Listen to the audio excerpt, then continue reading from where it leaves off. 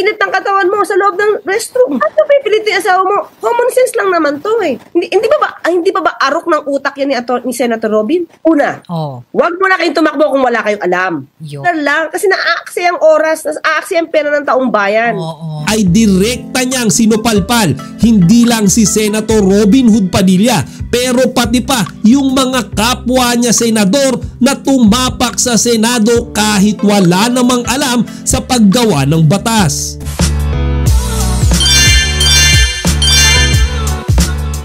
Magandang araw mga kachika, Rigel po ulit ang inyong Chika Patrol. Bago tayo magsimula mga kachika, inaanyahan ko muna kayong mag-subscribe dito sa ating munting channel para palagi kayo updated sa mga latest at nagte-trending na mga showbiz balita. Nag-post ng isang public statement si Senator Robin Padilla bilang kanyang depensa sa wala pa ring tigil na pagpapaulan sa kanya ng pambababash at pambabatikos ng mga netizens. At nabasa ko nga mga kachika yung explanation niya dyan, and I'm telling you, it doesn't make any sense. At kung babasihan din natin yung mga comments ng netizens, dismayado rin sila dyan sa sinabi ni Senator Robin Hood. Ngayon mga chika, ang ipinaliwanag niya kasi dyan yung tungkol pa din sa usapin sa kung ano nga ba ang pwedeng gawin ng isang lalaki kapag ang asawa niya ay wala sa mood o ayaw makipagtalik sa kanya. Kasi ang expectation ng lahat magsusorry si Senator Robin Padilla kung bakit kailangan niya pang i-discuss yan sa Senado.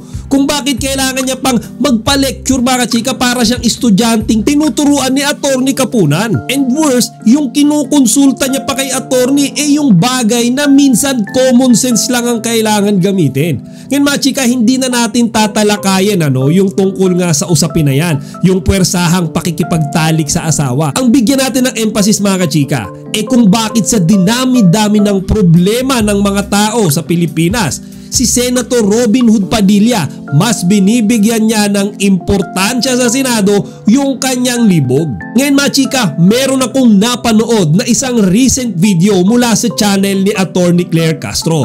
At dito nga mga chika ay direkta niyang sinupalpal hindi lang si Senator Robin Hood Padilla, pero pati pa yung mga kapwa niya senador na tumapak sa Senado kahit wala namang alam sa paggawa ng batas. Tapos magtatanong ka dyan kung ano-ano ng... Ito pa, sabi niya, ano daw ang gagawin pag may urge? Oo, may urge nga. Ano ba? Di mo pa rin alam? Ang tanda-tanda mo, nando kung walang urge. Kung walang urge. Kung may urge at tayo ng asawa mo, di maligo ka. Doon mo tanggalin ang init ng katawan mo sa loob ng restroom. Sa loob ng bathroom. Ayun. At pipilitin yung asawa mo, common sense lang naman to ayaw na asawa mo at gusto mo, may urge ka, ano gagawin mo?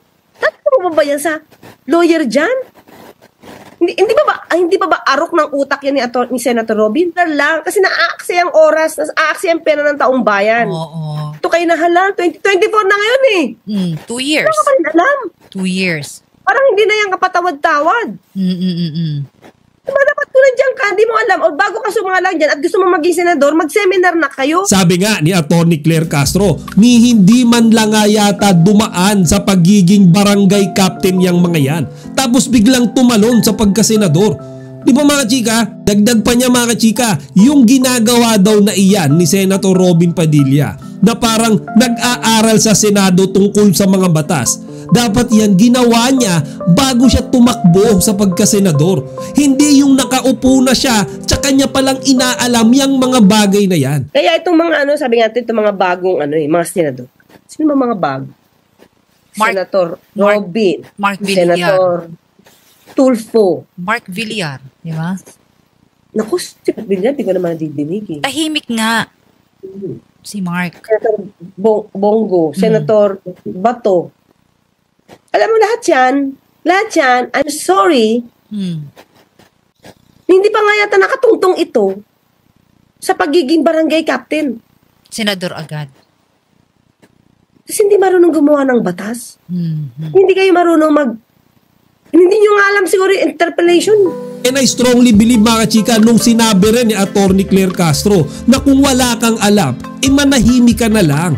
Huwag ka nang magbida-bida, lalo ka lang kasing nagmumukang pulpul sa publiko. Huwag ka nang magsisigaw dyan, huwag ka nang magmarunong. Dun ka na lang sa background. Pag-aralan mo lahat ng kailangan mong pag-aralan. Ngayon, kapag may alam ka na, kapag may ibubuga ka na, tsaka ka na magbida-bida sa Senado. Kung wala kang alam, pero humble ka, and willing ka to learn. Yun, willing to learn. Wala kang tinatapakan na parang ikaw na yung pinakamagaling. Oo. Ano ko pa yan? Matatanggap ko pa yan. At sabay-sabay natin panoorin mga chika yung video na sinasabi ko sa inyo mula kay Atty. Claire Castro, kung saan makikita natin kung paano niya dinurog at sinoplak itong mga senador na nagmamagaling sa Senado kahit mga wala namang alam. Ginagawa nyo training ground. Tapos, ang gumagawa ng batas, mga assistant nyo. Tapos kayo pupurihin ng tao na, ang galing, may nagawa na si Senator Bong Revilla, may nagawa na si ganyan. Yun pala, hindi naman kayo gumagawa eh. Oo, may mga personal sila, Atty. Claire eh. Yung mga assistant nyo. Assistant. Pag nag-i-interpolate, di nyo kayang ipaliwanag. Diba? Puro staff nyo gumagawa, puro lang kayo utos. Di ba kayo nahihiya niyan? Tapos laki-laki ng sweldo ninyo. Parang 3 buwan, 500,000 plus. Wow. Kayo nahihiya. Tapos, 3 araw lang kayo sa Senado, tapos 2 araw kayo sa ibang lugar. Kung baka hindi nahihiya yan. Oo, yung mga tanungan ganun, Atty. Claire, it's no nonsense, no? Kung wala kang lumalabas na walang kaalaman. Di ba, pambihira naman to, ginawang lecture. Pero di ba, Atty. Claire? Daig na daig sila, actually partner, daig na daig sila sa House. Oo. Diba? Pero di ba, Atty. Claire, naman sila, binibigyan ng makapag-aral sa mga, short course sa public administration, di ba? Yan, mga ganyang kaalaman. Balak nila, di ba? Kung balak nila, aralin nila bago sila tumakbo. Oo. Bago. Agad-agad. Artista, biglang senador, walang kaalam-alam. Tapos, isa, ano ba yung isa? Broadcaster. Takbo agad ng senador.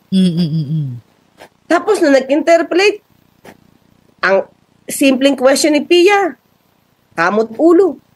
Oo, yan ang mahirap kapag walang Atty. Claire, no? Hindi naman kayo mapupuna dyan. Kung tama naman yung ginagawa nyo bilang senador. So, ang mapapayo mo, attorney, wag agad. Una, wag mo na kayong tumakbo kung wala kayong alam. O siya mga chika, hanggang dito na lang muna. Sana huwag nyo kalimutang ibahagi ang inyong mga opinyon dito sa comment section. Chika Patrol signing out!